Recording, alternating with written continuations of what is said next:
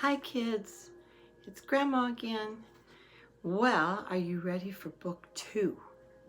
Book 2 of the GNU Zoo is Chattaboonga's Chilling Choice. It's a story about trusting God. These books are written by Sheila Walsh. I forgot to tell you that in the last video, but she's done a wonderful job. There's the great white tiger again in the sky. This is a little bit shorter than the great white tiger. You will find the true GNU key when you continue your journey, if you choose to go. Then you can return and help those left behind on the carousel. I must warn you, little ones, the journey from here will be more difficult than ever. But I will always be with you. So tell me, who will go? In search of the great white tiger. Do you want to go? Let's go. Chattaboonga and her 4 friends were on a mission for the great white tiger. See the picture? Come on, everybody, she cried as she swung across the canyon. Keep up! What an adventure! Wait for us, Billy Bob shouted. How do I look with the wind in my feathers? Miss Marble asked. Like a flying mattress, Einstein said, his mouth full of his favorite chocolate bar. That's funny. Arg! Miss Marble shrieked. Help! Chattanooga swung back to free her frazzled feather friend, whose purse was tangled in a vine. We can't lose this, she said, pulling the great white tiger's instructions from Miss Marble's purse. On the next part of your journey, stay together, come what may. I will keep you safe from danger. Let my paw prints lead the way. What kind of danger? Asked Chattaboonga. Suddenly, something grabbed her tail. Frightened, she quickly wriggled free and hurried to her friends. See, something's grabbing her tail.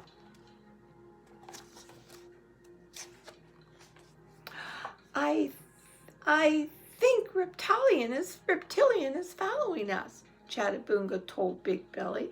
Her excitement for adventure had vanished.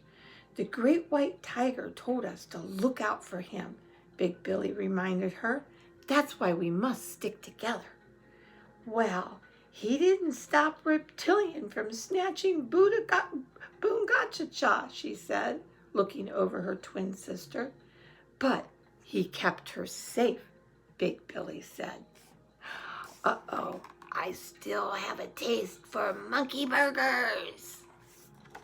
There's Chattaboonga scared. That would scare me. So what's the plan? A breathless Einstein asked as the group pulled themselves up a steep, rocky hillside, leaving the canyon behind. We must find the key and return to the GNU Zoo, said Big Billy. Not me, said Chattaboonga. Let the other animals free themselves. We did. Well, they need our help, Big Billy reminded her. We had helped to remember. It's not safe, Chattaboonga said. I'm not going to risk my life looking for a dumb key. I'm gonna hide. Chattaboonga, the only safe way is his way, Billy said. Over here, Miss Marbles interrupted them. Our instructions said, let my paw prints lead the way. Well, look. Jumping with excitement, her pearls bouncing, she pointed to a large, deep paw prints that led into a mysterious forest. Look at that. I'm not going in that dark place, Chattaboonga cried. She pointed to a lovely field in the opposite direction of the forest. Boongacha, look at the monkeys playing over there. Let's go. No, said Big Billy, we must stay together. If you stay with us, I'll I'll share some of my chocolate with you, Einstein offered. That's a big step, huh? Chattaboonga did not want chocolate. She wanted to protect herself from Reptilian. So she went into the fields of the forest there with her sister. But look, come to me, my little lunch. Little lunch, very funny, boss. Uh-oh, they're hiding in there.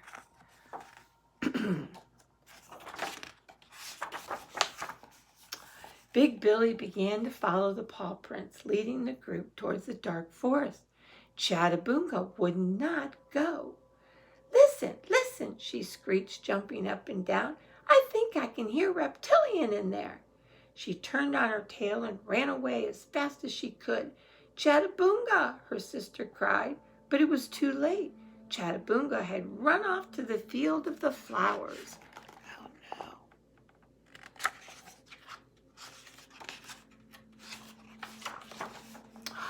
Faster and faster, Chattaboonga ran towards the dancing monkeys. Hi, she said happily. Mind if I crash your party? But her happiness turned to terror when she saw that the monkeys weren't monkeys at all. Uh-oh. There's always room for food, Reptilian screamed, snatching Chattaboonga by the tail. There's no escape for you. No one to hear your sniveling little cries. Help, help me, great white tiger, Chattaboonga cried, tears streaming down her face. Oh no.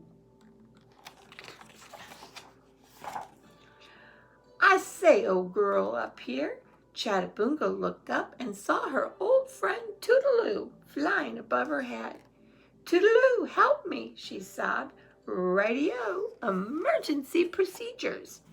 He flew down and took Chattaboonga's hand, dodging Reptilian's attempts to knock him out of the sky. Now roar as loudly as you can, he told her. Roar in the name of the great white tiger. The small monkey and the small mouse lifted their voices, but what came out was... Oops.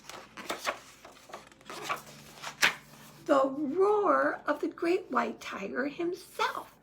Arg! Reptilian screamed and dropped Chattaboonga. Stop that noise. Come now, Chattaboonga, Toodaloo said. They will only be deaf for a moment. Have you ever flown before, old girl? Not really, Chattaboonga replied. Monkeys don't fly, huh? Well, get ready for your first real flight. Oh, no. Uh-oh. She's liking it, huh? Chattaboonga held on to Toodaloo's tail, and soon they were soaring high over the field. Yahoo! I'm flying, Chattaboonga called. She was much less afraid of flying than she was of Reptilian. Hey, look at Reptilian. He looks so small down there. Radio, said Toodaloo. That's how the great white tiger sees him too. I have something to show you, Chattaboonga, Toodaloo said. They flew and flew until they were high over the Gunuzoo. Chattaboonga could see the gloomy faces of the animals who were stuck to their carousel poles. They look so unhappy, Chattaboonga said with sadness in her voice. Every time someone leaves the Gunuzoo, Reptilian makes life even more miserable for those left behind. Toodaloo told her, now you know what you must find, the key, and go back.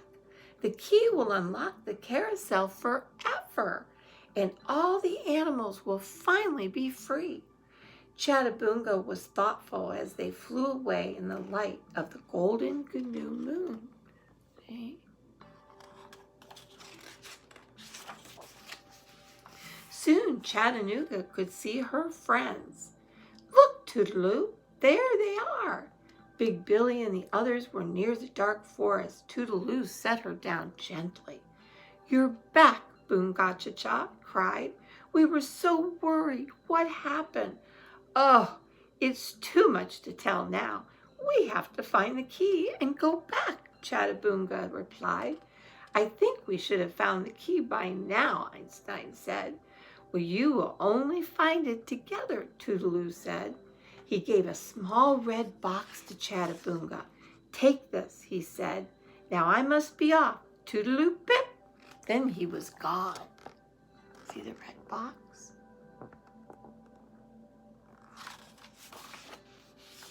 I'm sorry I didn't stay with you, Chattaboonga said.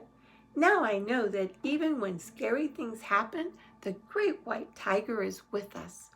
Those woods can't scare me now. What's in the box? Einstein asked. Chocolate? Chattaboonga opened it carefully. Nestled inside the box were 4 candy hammers. How can they fit into such a tiny box? Miss Marble said. Chattaboonga wondered the same thing. The great white tiger is full of surprises, Big Billy said. No doubt we'll need those hammers on the next part of our journey. But now there is no time to lose. Are we set? To find the key, Chattaboonga cried. To find the key, her friends echoed, and the happy little band marched into the dark woods. Look at that. There's Chatta, watching them. And that's the end of book 2. I hope you enjoyed it. I really love you guys. And I know it's a difficult time right now, and sometimes it's hard to listen to your heart and listen to what God wants. Sometimes it's hard to listen to your parents. But you know what? You will be wonderful in everything you do. Trust your mom and dad. Trust your grandparents. Trust your teachers. They will guide you and help you follow God in all your journeys. I love you guys, and have a wonderful day.